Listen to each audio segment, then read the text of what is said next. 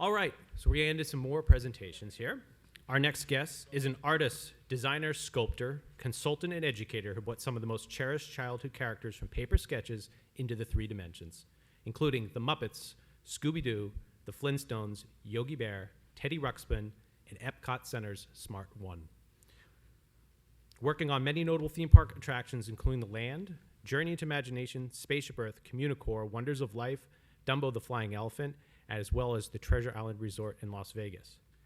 After answering a classified ad for a character fabricator at Maypo in 1978, he quickly transferred to the WED Enterprises model shop, working alongside many renowned Imagineers, including Walt Paraguay, George McGinnis, Ken Forsey, Bob Sewell, Rolly Crump, Blaine Gibson, Frank Armitage, Marty Sklar, and John Hench.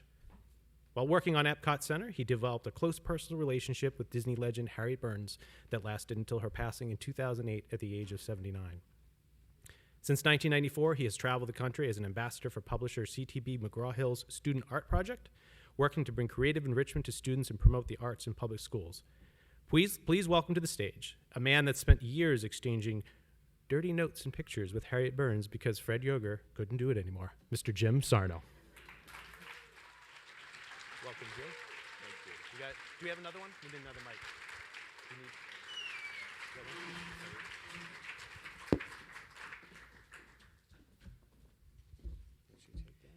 Well, it's a pretty comfortable place for me to be because I feel like I'm with my people.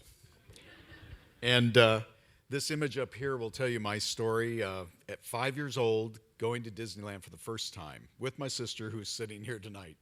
1957, I was 5. You see that little picture of Dumbo.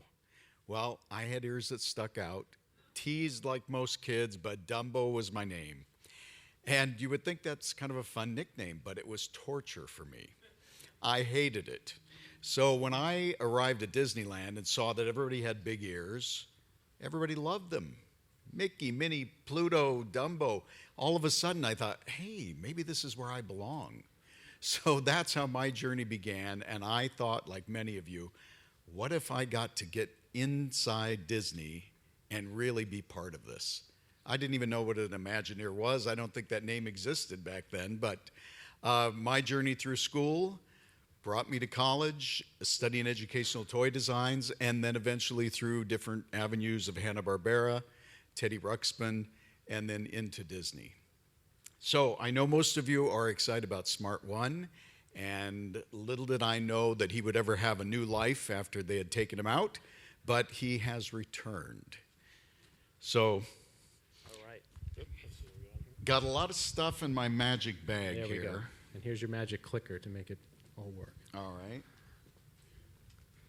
Here we go with some of the first projects I was put on, and what do you think it was? Dumbo. Redesign the Dumbo ride in Fantasyland out in California, and I thought, how appropriate.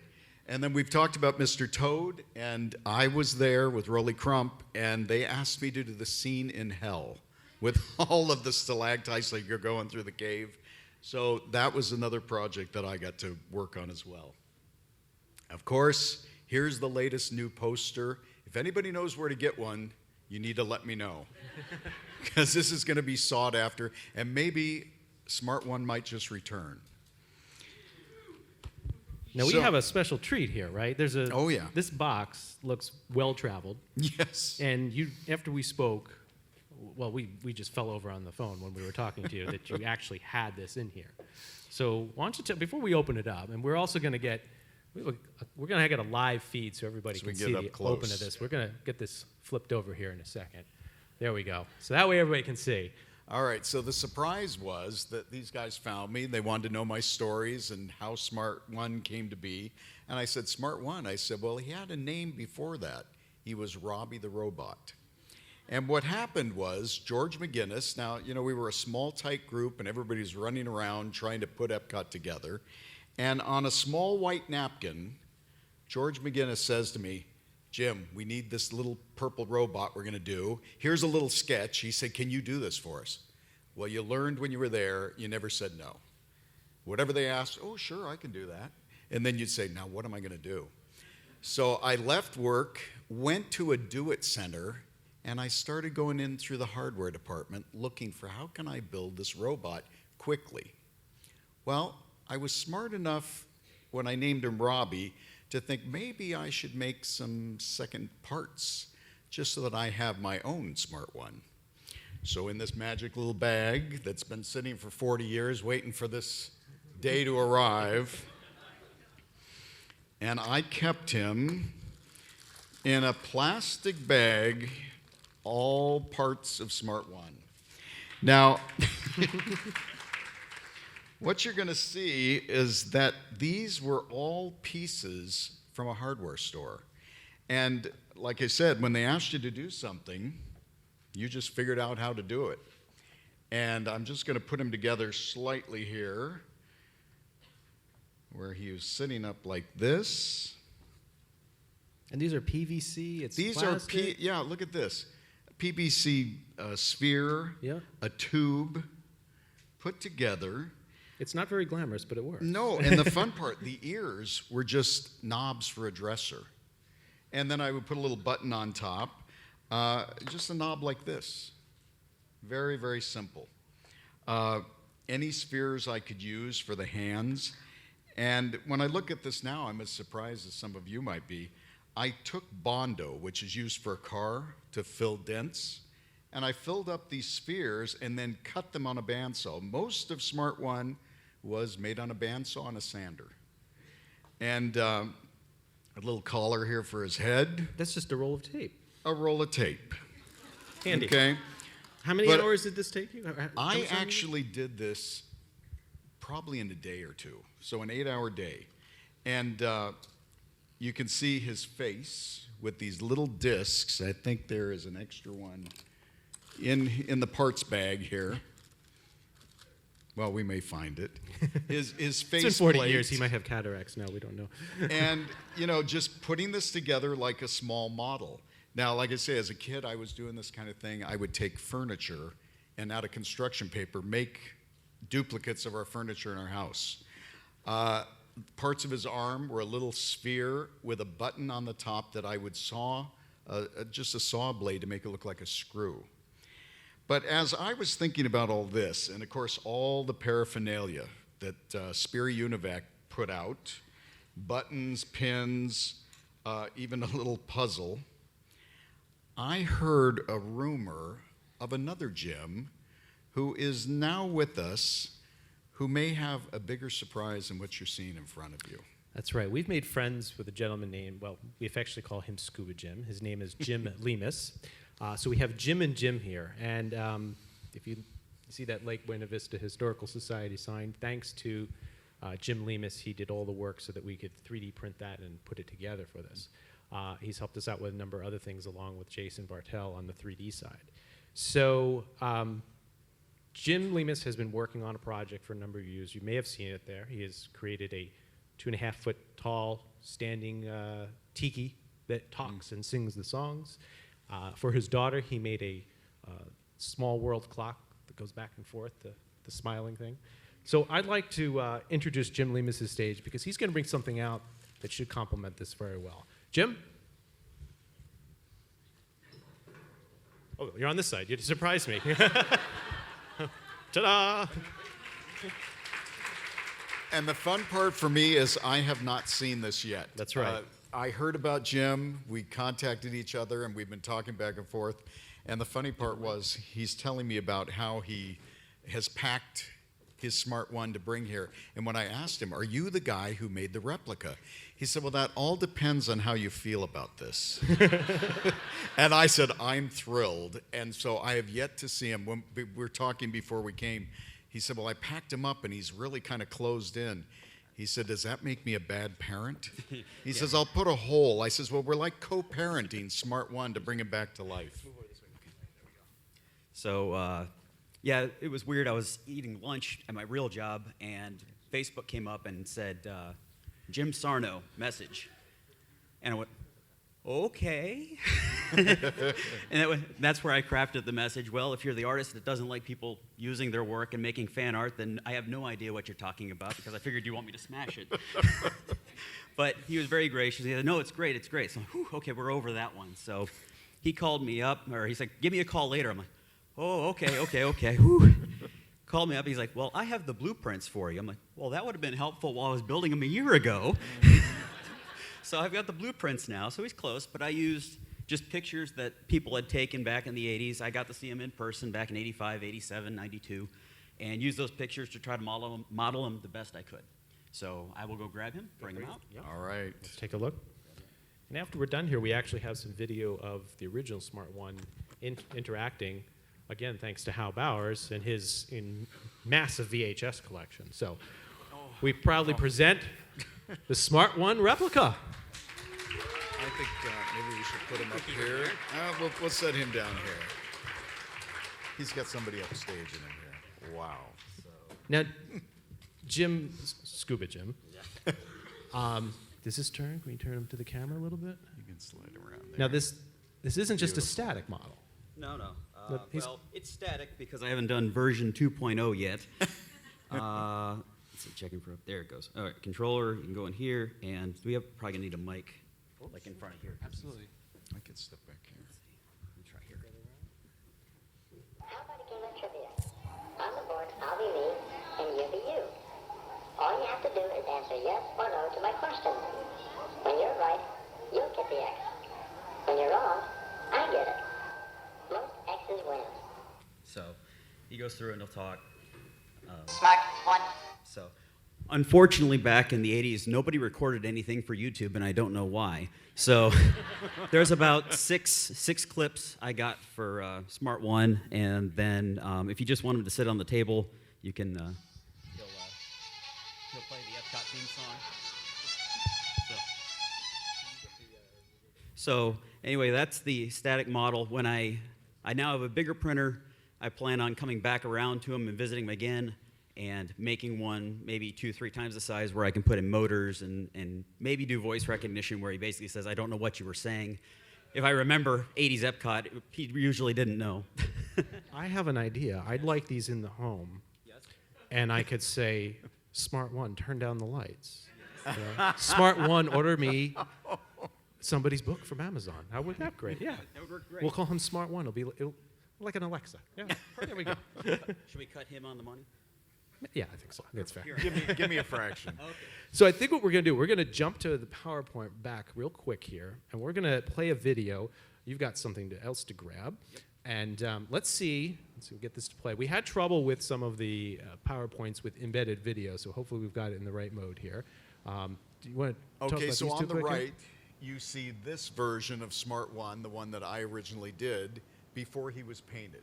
Now, Sperry Univac was the sponsor, and he was in Communicore, so on the right. Now, just like we've talked all day about model building, Walt Disney always began with physical things. So he wanted you to build it and learn what you could before any drawings were ever done. So even this rendering on the side here, done for programs in Sperry Univac to give out and promote what we were doing. Click to the next one. And then these drawings that were detailed drawings came later.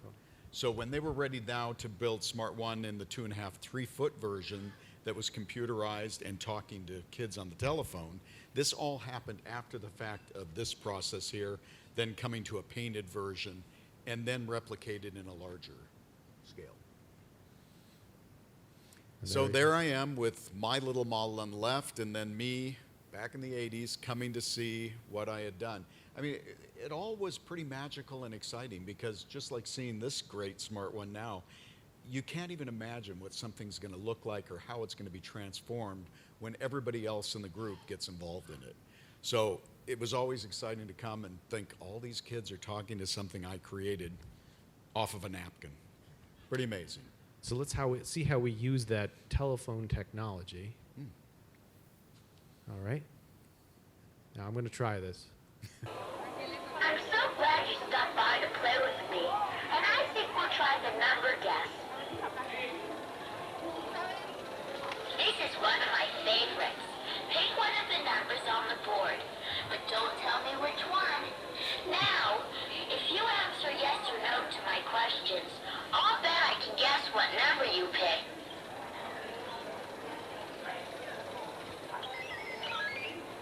Is your number on the board at this time? No. Is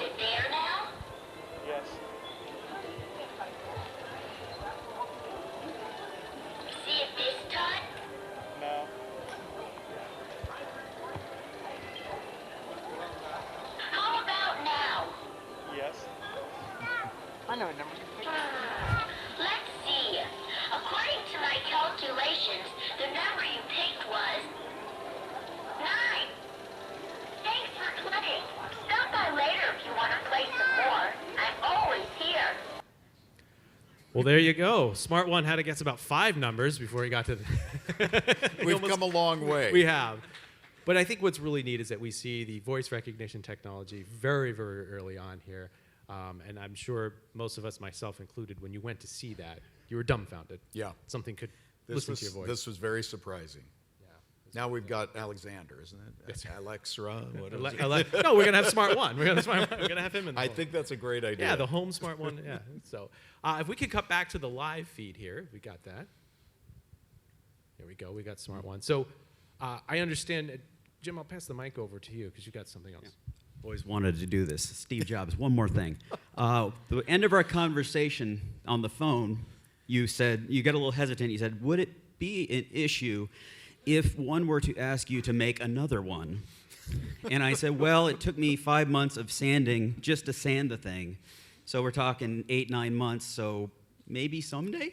And he said, well, let me change the variables on you. And he said, what if you just pick some colors that are close in filament so you don't have to paint it and just print it? Well, that week, I was buying a brand new printer thanks to a very understanding wife. So I had 2 so I could more than double my output. And I may have something for you to take home with you today. So, Wow. 1 second. You know, this has been an emotional day. Oh, my gosh. Too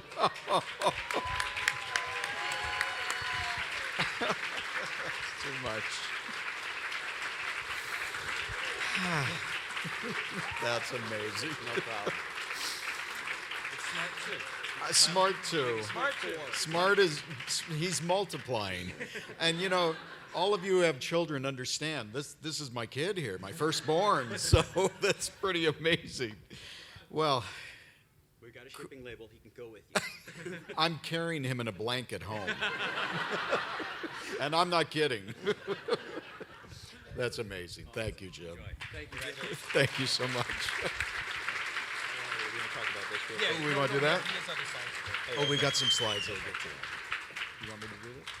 Yeah. All right. So you have some other things. I'm going to let you finish your presentation here. So if we could cut back to the PowerPoint, because we're backstage now with Hal. There you go. Oh, now we got my screen. Okay. All right. There we go. So I think you...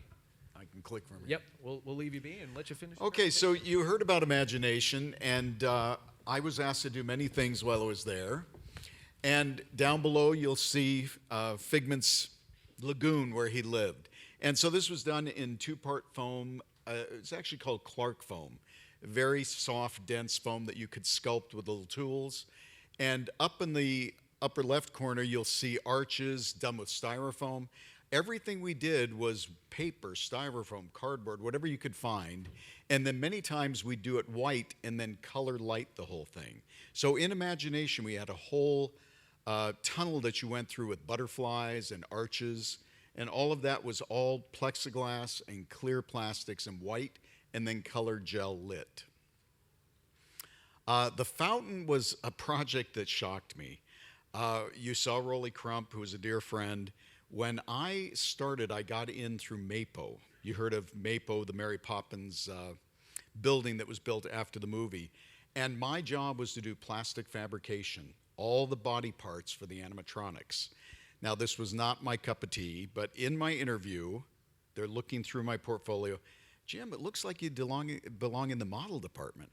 Oh, no, I don't. There was no job listing for that.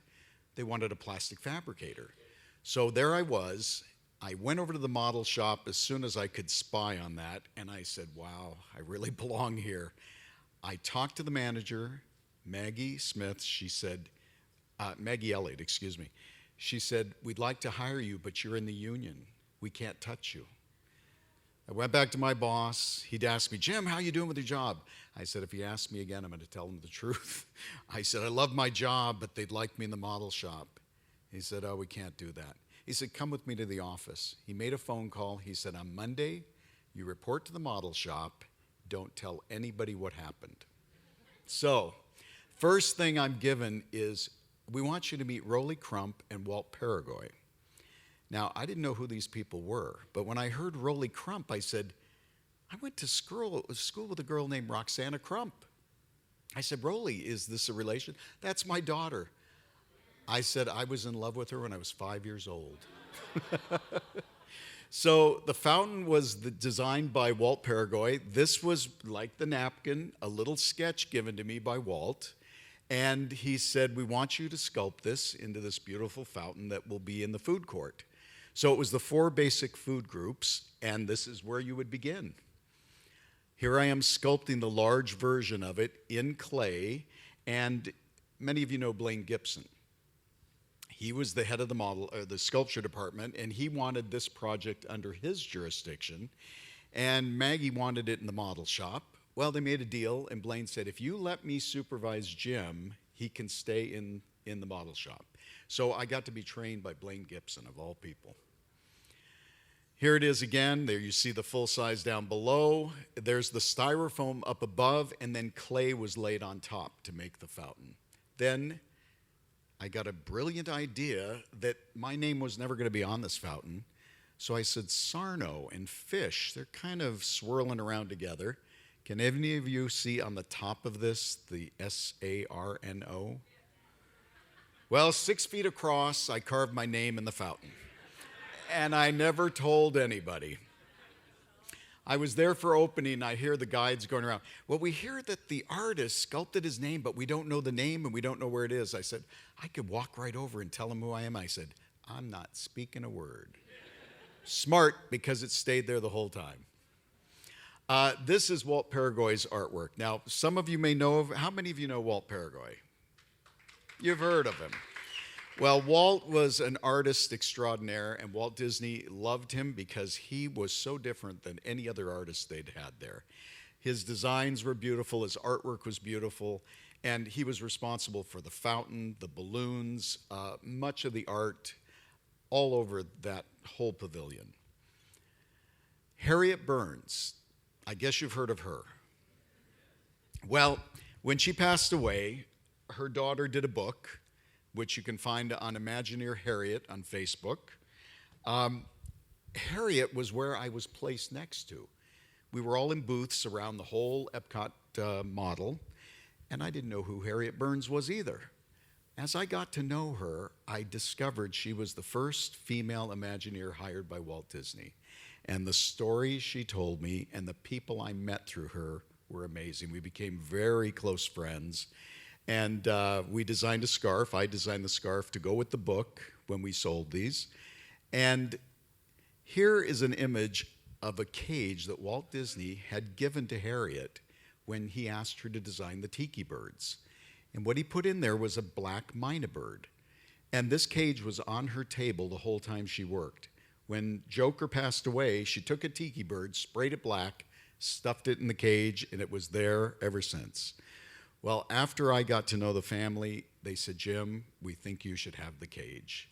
So here it is, decked out with tiki bird feathers, gloves. She was a Southern belle who came to work driving her little Mercedes with gloves and beads on and a scarf.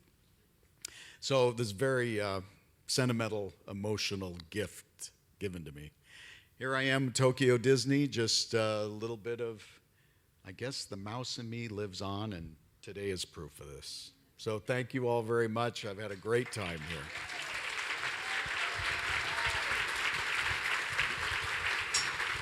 So we did ask somebody to talk a little bit about you too. So if I could click to the next slide. We asked Rolly one more question.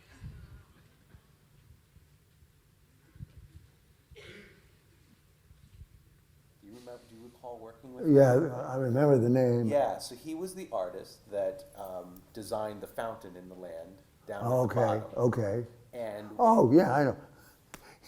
He went to high school with my daughter. oh, did he? Oh, really? yeah. Oh, wow. Oh, yeah, that's, I'm sorry. You remember? Yeah, that was a crack up. I thought the name rang a bell. Yep.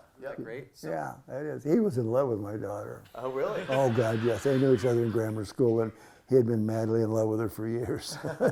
So when he met me, he said, "Oh my God, that's Roxanne's father." Ooh.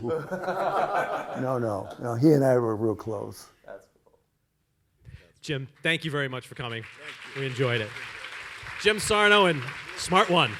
So for people out there, we do have copies of this book. It's going to be prize patrol style. So if you are sitting there and I hand you a book, it is yours to keep. And if you already have it, maybe pass it to a neighbor. So random giveaway here during the rest of the event.